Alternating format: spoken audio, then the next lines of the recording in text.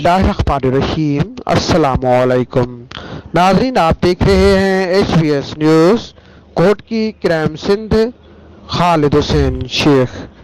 3 मई 2021 deputy commissioner court की मोहम्मद उस्मान अब्दुल्ला ने कहा है कि कोरोना वायरस के पेश नज़र SOPs की खिलाफ वर्जी किसी सूरत में काबिल कबूल नहीं। तमाम कारोबारी हजरात और दुकानदार ज़ाब्ता अखलाक की पासदारी करें, ज़िले इंतजामिया को सख्त कार्रवाइयाँ करने पर मजबूर न किया जाए।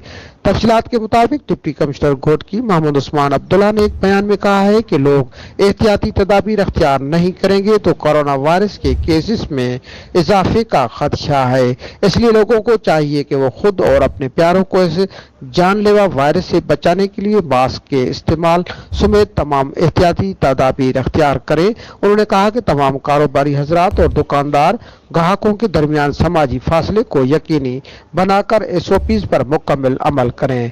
बसूरत दीगर उन पर सिर्फ भारी जुर्माने आयद किए जाएंगे बल्कि दुकानें भी सील कर दी जाएंगी। इसलिए कारोबारी लोगों को चाहिए कि ज़ाब्ता अखलाक की पासदारी करें ताकि जिले इंतजामिया को सख्त कार्रवाइयाँ करने पर मजबूर मत करें। SOPs के खिलाफ वर्जी पर कोई समझौता नहीं करेंगे। उन्होंने मजीद कहा कि लोगों को समझना होगा कि कोरोना वायरस से महफूज रहने के लिए एहतियाती तदाबीर अख्तियार करना इंतहाई ज़रूरी है। मास्क का इस्तेमाल हम सब ज़रूर करें। मजीद खबरों के लिए देखते रहें HBS न्यूज़।